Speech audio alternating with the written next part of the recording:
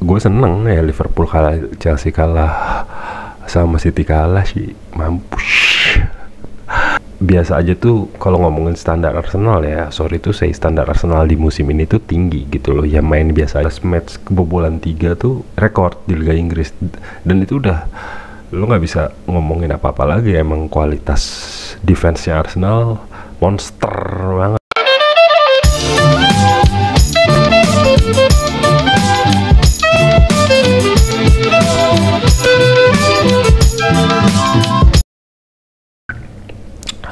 Halo, balik lagi di konten Only Gunners dalam matchday ke-9 Premier League. Langsung gue buat videonya cepat, yang berlangsung tadi malam antara Arsenal lawan Crystal Palace 26 Oktober 2025, yang mana dengan hasil ini Arsenal berhasil memuncaki klasemen dengan selisih 4 gol, jauh sekali dari kejaran-kejaran para penguntitnya. Terus menang lagi dan menang lagi. Lalu langsung aja, nggak usah banyak cincong, kita rayakan kemenangan ini dan pertandingan itu berlangsung. Oke, jadi Arsenal main dengan formasi biasa 4-3-3 melawan Crystal Palace. Ini sebenarnya formasi yang nggak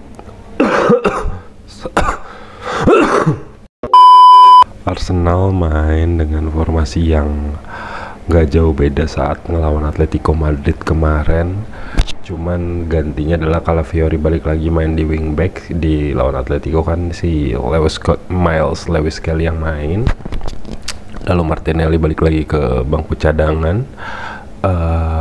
Trossard main lagi sebagai starter. Sisanya semua full sama, dari Timber, Gabriel Magalhaes, Saliba, David Raya, Zubimendi, Rice, lalu Eze, lalu Gyökeres, lalu Bukayo Saka.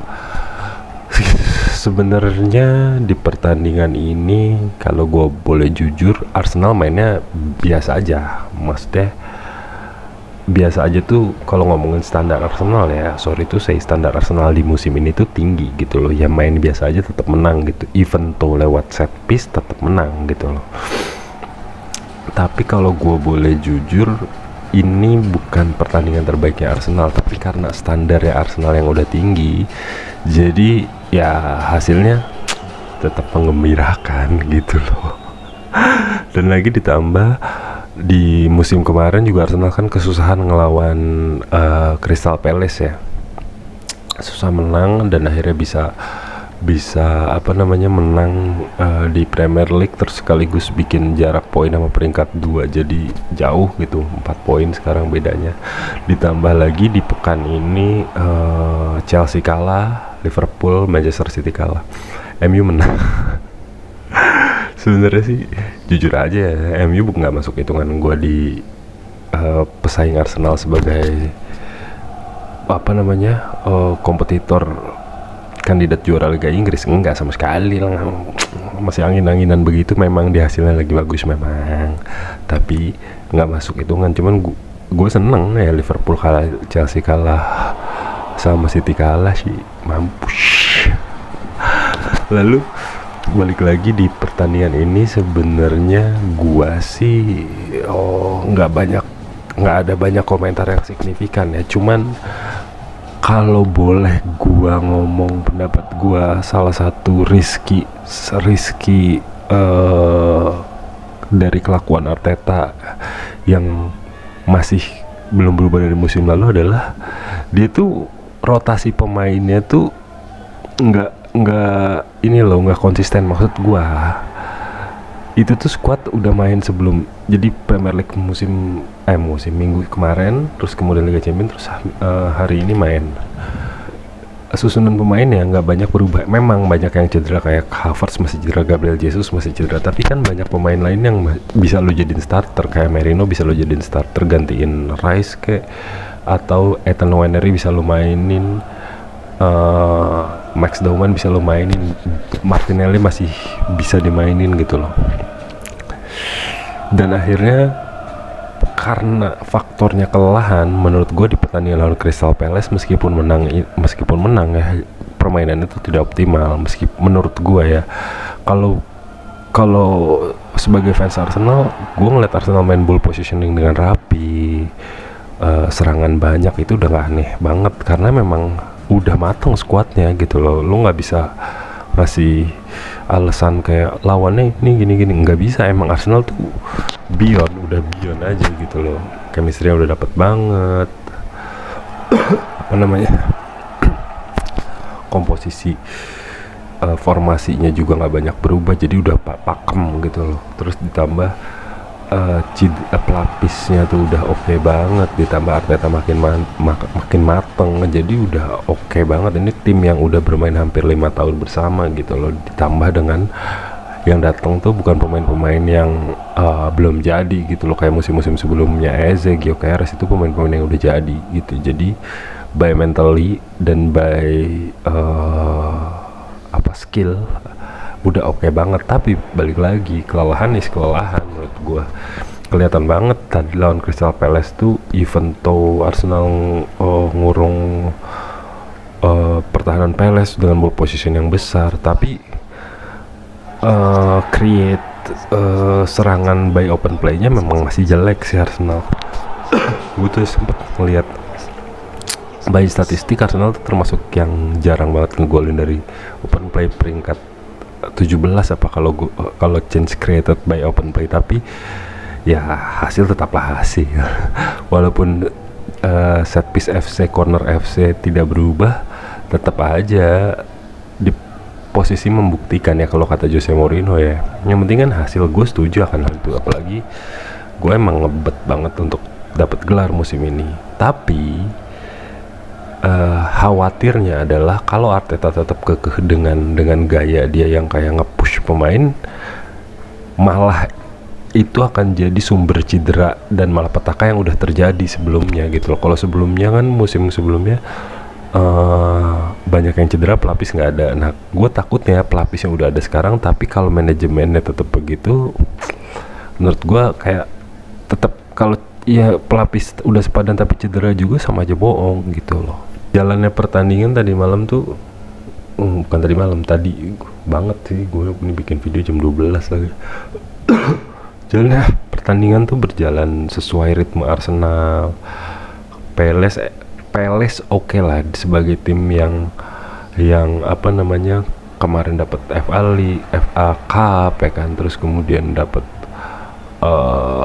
apa namanya, Community Shield, ngalahin City. Palace tuh lagi oke-okenya meskipun ditinggal banyak pemain okenya seperti Eze yang ke Arsenal. Tapi serangan baliknya Palace tuh oke banget menurut gue, dan itu membahayakan. Tapi balik lagi, soliditas back sama kiper Arsenal tuh di musim ini itu nggak ada lawan. 13 pertandingan 10 kali clean sheet, sekarang 5 kali berturut-turut clean sheet, baru kebobolan 3 sepanjang 13 pertandingan musim ini. Yang bisa ngegolin lewat open play cuman Erling Haaland doang waktu seri 1-1. Satu lagi Arsenal baru kebobolan 3 ya, satu sama Erling Haaland waktu seri lawan City, satu sama Woltemade waktu menang lawan Newcastle itu dari corner, satu lagi Dominic Szoboszlai waktu kalah dari Liverpool itu free kick. Jadi satu-satunya gol yang bisa masuk ke gawang Arsenal lewat open play memang lewat Erling Haaland. Kita semua tahu Erling Haaland gila, tapi 13 match kebobolan 3 tuh rekor di Liga Inggris, dan itu udah lo nggak bisa ngomongin apa-apa lagi. Emang kualitas defense-nya Arsenal monster banget menurut gua, ditambah alternate serangan Arsenal yang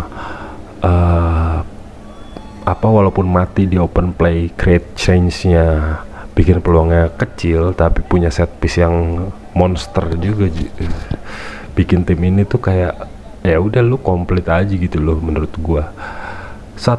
Ada 2 sih yang gua worry sebenarnya kalau di musim ini, yang mungkin 2 tim yang lebih jauh atau bisa setara sama Arsenal di musim ini sampai 13 match cuman Munchen sama Madrid doang menurut gua. Madrid menang lagi 2-1 lawan Barca di El Clasico.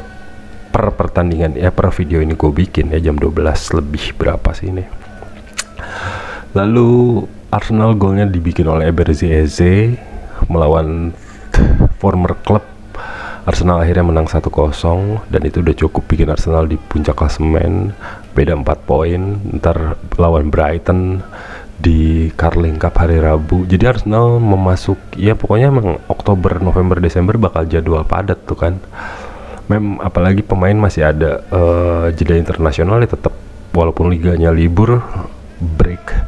Tapi karena pemain Arsenal di timnasnya masing-masing ada banyak yang dipanggil, jadi tetap beresiko cedera gede. Dan kalau Arteta nggak manage timnya dengan baik dengan ngasih istirahat ke pemain-pemain intinya kayak Declan cedera ditarik keluar, terus Saliba juga keluar, Gabriel juga keluar, Martinelli sempat knock. Mudah-mudahan sih bukan cedera yang serius dan bisa terus main ya. Tapi kalau ini begini dan AS ternyata cederanya buruk, itu bakal jadi anti klimaks kayak musim-musim sebelumnya, dan itu yang selalu gue takutin gitu loh. Gue nggak peduli Arsenal golin lewat mana, gue udah yakin banget dengan kesolidan tim ini. Mau lewat set piece doang, mau lewat penalti doang, mau menangnya tipis-tipis 1-0 doang, bodo amat buat gue. Tapi gue yakin kalau yang tinggal dipertahankan oleh Arsenal tuh sekarang yang harus dilakukan adalah konsisten sampai akhir musim dengan hasil seperti ini tanpa pakai alasan cedera pemain gitu loh. Karena nggak bisa bikin gol banyak atau change created lewat open play. Arsenal punya alternatifnya, yaitu set piece yang bisa ngasih kemenangan. Tapi kekurangan squad itu tetap meragukan menurut gue, itu yang bahaya sih. Jadi gitu aja review singkat gua dari matchday Arsenal lawan Crystal Palace. Sampai jumpa di matchday nanti ngelawan Brighton. Bye bye.